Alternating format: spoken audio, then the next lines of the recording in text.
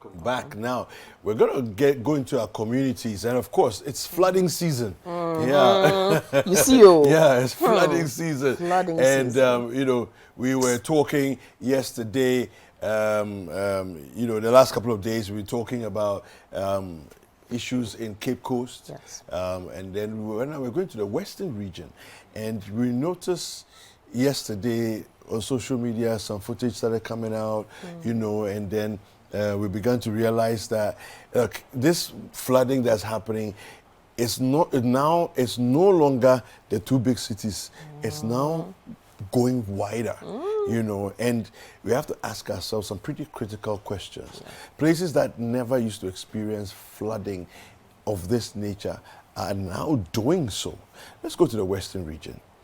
There's a road between Apremdo and the Takwa Road. So the road is heading out of Takrady, you know. So for the Upper Wine area going out of Takrady, that entire area got flooded, you know. And it will be interesting to hear from our correspondent exactly what they think the issues are, you know, that have created this flooding situation. Yes. How many times the flooding has happened? Is this the first one?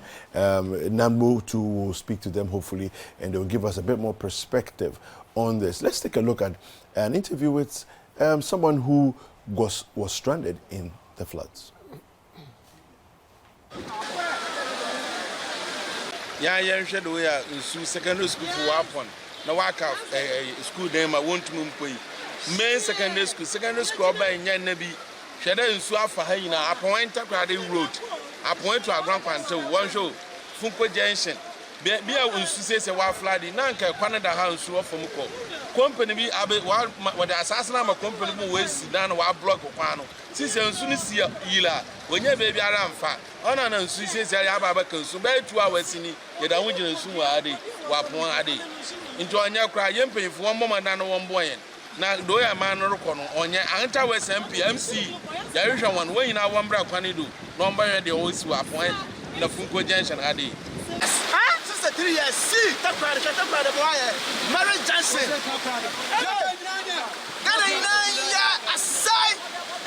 Then I took any book of fire, Nagopo will be yes. But go for the discovery or they are selling to. Next year, to go to where we are bread. No, this year, school area, bread.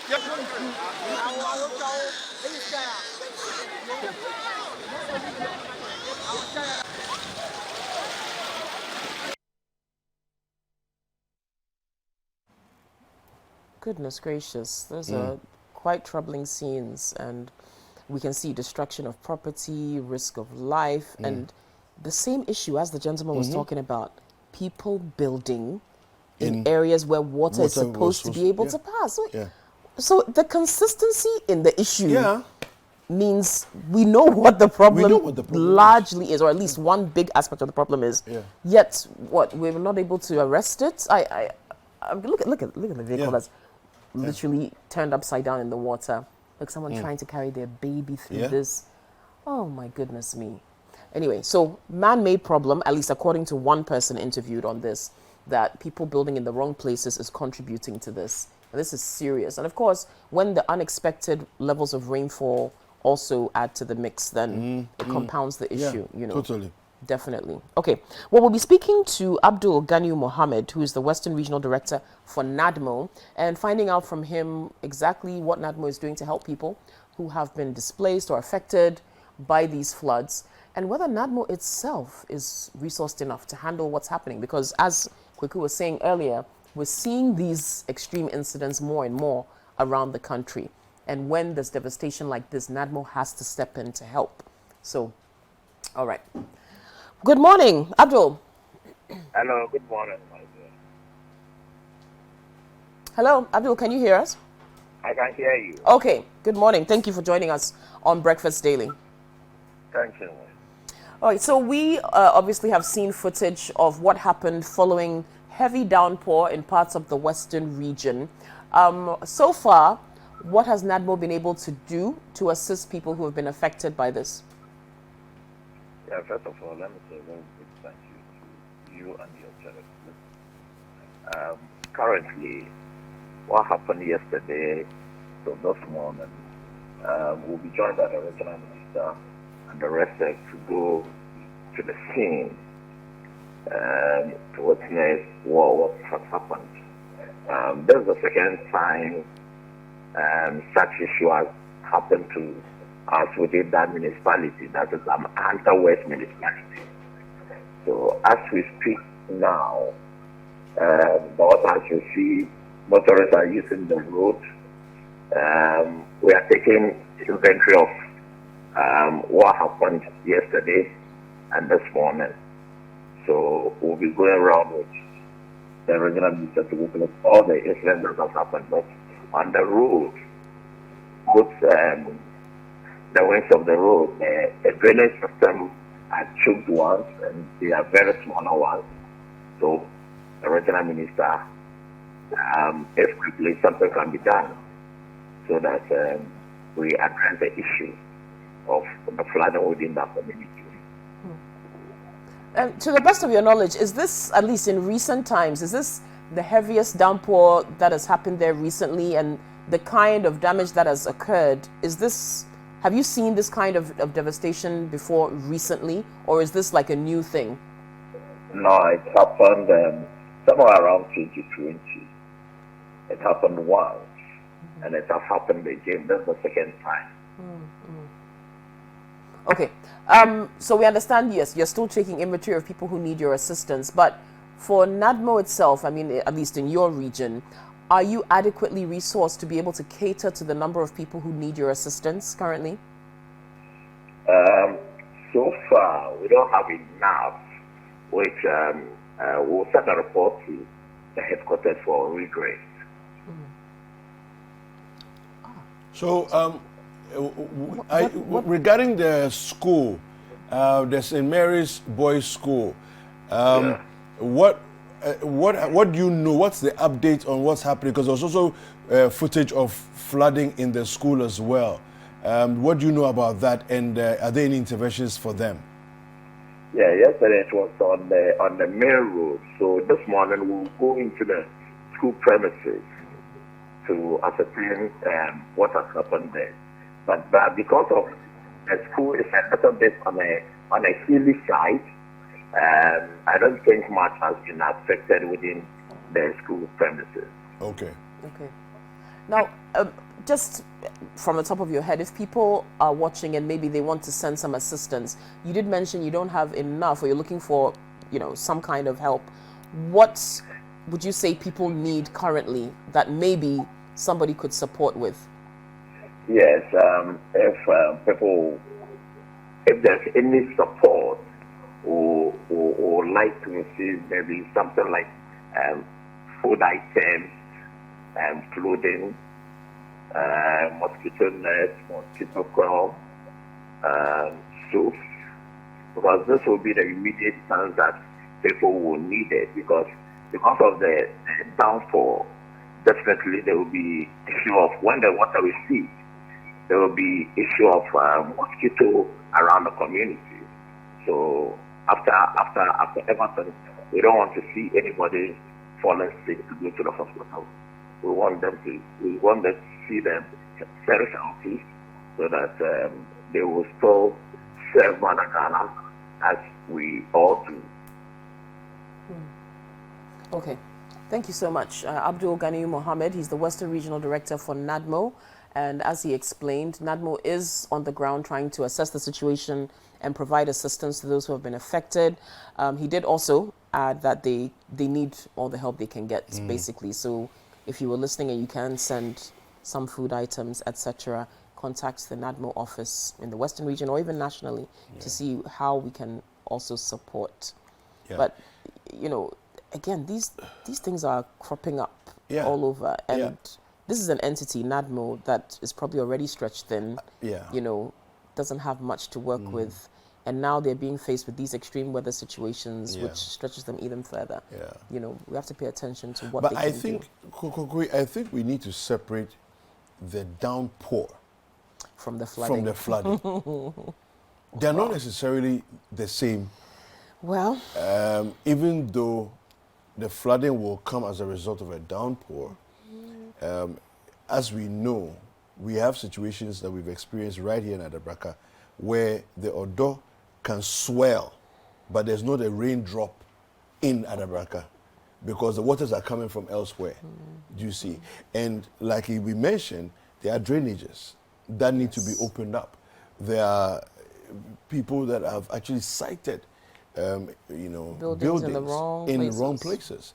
And so it's back to the same conversation, you see. And I think that what's happening is that as places like Western region have seen more growth, because since the oil boom, in that region, there's been a lot more migration to the Western region from other parts of the country, and even from, I dare say, even from Accra, to the Western region, because of the oil boom, right? So then people will move into these places. Now, of course, some of the places where people are going to go and settle are places that have previously not had any settlements because they are waterways, and wetlands. Then fresh migrants will then go and settle in these spaces. Somebody will sign off and collect money to give them the land when they're not supposed to. See, that's the problem. Obviously, if you've got town and planning and you know the lay of the land, you know, why would you permit, or do they permit, and why would you permit someone to build in a place where you know water is supposed to flow? When you see these people who, when time and time again, and of course I don't doubt that there are some people who are illegally building, but there are people who are building, when you talk to them, they have documentation to be there. So somebody has permitted them to be there. Is that the only place they can build? Sometimes you wonder, because it's like, Dole, yes, my building has to be here. It may be a prime area, it may be primely situated. Yeah, but the devastating effect of that. Yes, but that's because of the gaping hole that we have in punitive measures. We have laws. We worship our laws. We tout the laws. We go about saying that we have the best laws on the continent. Do you understand? Well, that's what we do. We have made our laws gods and we worship them instead of implementing the laws. It's a shame. This is the problem that we have. So somebody who's supposed to be punished for giving permission to someone, right? You rather go and punish the person who received the permission and has already paid for the permit. Yes. The person received the permit, which they paid for, right? You are punishing that person and not the one who issued the permit. And the one who issued the permit has been issuing hundreds of those permits. Crying shame. Yeah. Anyway. It's happening everywhere. Yeah, it is. Well, hopefully the Western Regional Minister will speak at some point to this, just to give us an update on what's happening. And our Western Regional correspondent, Akwesi Ejane, maybe at some point as well, will be able to touch base and find out more. We need to. I mean, they need to come and tell us something, because it's unacceptable that we're doing this to ourselves. Very sad. Okay, we'll take a quick break. When we come back, we'll talk more. We'll revisit Adaklu to see the school that we saw yesterday and what's happening there with their lack of infrastructure and the distance between the school and where some of the students live, and how they have to commute long, issues and all that. All kinds of issues. So stay tuned. This is Breakfast Daily on City TV. All right, welcome back. Now, Breakfast Daily, we're having these conversations about what's happening in our communities, and we have just been seeing footage in the Takoradi area. Our correspondent, Akwesi Ejane, is on the line, and we're going to find out from him a little more about what happened. Akwesi, good morning. Good morning, David. Yes, how are you doing? Welcome to Breakfast Daily. Thank you, Dave. All right, so bring us up to speed. At what time did this flooding that we've seen, the waters in the Apawan area and all that, what time did that happen? Well, yesterday it rained heavily throughout the day. Okay. And even this morning as I'm talking to you, it's been raining. And this is a portion of the Takoradi to Agram Kwanta Road. especially exactly around the St. Mary's secondary school portion of the road. Yeah. And whenever it rains heavily, this very portion of the stretch gets flooded. Okay. We started seeing this after the oil and gas industry, where we saw the emergence of warehousing along the stretch.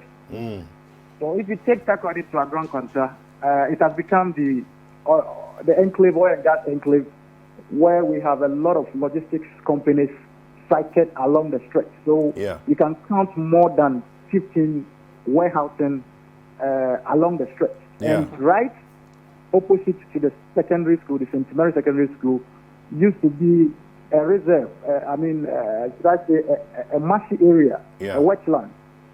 And then later it was taken over by one of these warehouses, and it's paved right opposite to that. And so when it rains, the water doesn't really get anywhere to go, and it becomes stagnant on the road. And so whenever it rains heavily for maybe a whole day, we experience this flood. And this thing has been going on since last year. And so yesterday what happened was that because of the intensity of the rainfall, the place got flooded, and motorists coming from Takoradi heading towards heading towards Agron Kwanta, Takwa, or even Ivory Coast, all have to go through this. And whenever they get there, because of this flooded nature of the road, they all have to slow down, and that contributed to the heavy traffic that we saw. Some of the vehicles could not go through, and so passengers who were tired of waiting for more than hours had to get down and walk through the water in the flooded area. Again, some of the vehicles also lost their engine, the cops. Water entered the engine, and for that matter got themselves stuck. Drivers who also attempted to maneuver, some of them also got their vehicles and they turned over. And so that is the crisis that we saw here yesterday. But thankfully this morning we have the regional minister who has pointed us that he's on his way coming to see what actually transpired over there. I don't think it is news to him, because he's very much aware of this. Anybody who lives in Takoradi knows that whenever it rains, this portion of the stretch from Aponwa to Apramodo always gets flooded. Well, you say always get flooded, but it's a feature that has developed since the the setting up of the oil companies in Takoradi, isn't it? Since the oil boom. Hello, sorry, Dave, I didn't get you. I'm saying that you say that it always gets flooded, but is it not the case that it's actually a feature of the yearly rains since the oil boom in Takoradi? Well, Dave, I can tell you, I have actually been here before the discovery of the oil, and I was there. I've been here before this very warehouse was actually constructed. It wasn't the case. It wasn't the case. It wasn't the case. It wasn't the case.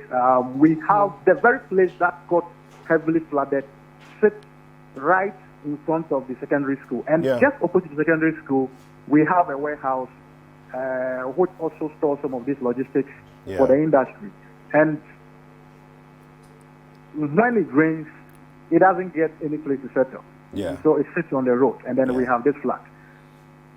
Well, what are the apart from the regional minister who is coming into town, what are the other the MC and co? What's anybody saying about that portion of the road? Actually sits in Ahanta West District. It's just on the edge of the Secretariat Metropolitan Assembly, but we understand the regional NADMO officer will be coming with the regional minister to assess the situation. But I think it goes beyond the NADMO. Maybe we need the highways to also come and look at the engineering of the place to see what can be done about why the water is not flowing. Is it truly as a result of the warehouses along the stretch, or maybe some waterway is being prevented by other obstructions? Anyway, well, thank you very much, Akwesi, for giving us a bit more perspective on what's going on there. Thank you. Yeah, so But quickly, he said. do you know something? Yes. Quickly, let me just say this. Yeah. I don't live in Takrady. Yes. I've never lived in Takrady. I've been a few times, but I never lived. I've passed that, I've used that road maybe 3-4 times in my life, right? So I know that what the area looks like. That's how come I knew it was in Mary's, because I've seen the signage there. And the barracks is also not too far away from there. You know, the Apremdo barracks is not too far away from there. So, but I've seen the warehouses he's talking about. I mean, I can mention some of their names. I've seen the warehouses. Some of them are international, you know, companies of Iraq war repute. Yeah, they are there. They're out there, you know. And because I understand a little bit of, you know, geography and how water movements happen and everything else, I just imagined exactly what he described for us. That this is probably what has happened. What has happened. And he did say it used to be a marshy area. It was a marshy area. It was a reserve. Yes. So they should never have been allowed to build there. And this flooding was not happening when we hadn't discovered oil. Yeah. And he said that as well. Yes. That he's been living there well before and well after. So he's seen the transition. He's seen it. You know, so if people know this, this? No, because and now, so the same entity or people who permitted this to happen are now having to find solutions to it because of the damage. Yes. Are they happy with themselves? So now NADMO has to come and to the rescue. You're now saying, Roads and Highways Minister should also come and see if something can be done with the road. Nothing is supposed to be done with the road. The road wasn't the problem. The road is not the problem. But now you're trying to figure out, is there something we can do to compensate for what essentially amounts to an illegality? You see, so we've collected money for an illegality to occur. The illegality has occurred, and we are now you're trying to find a solution which is going to cost more money. We don't have the guts to go back and fix the illegality that we created.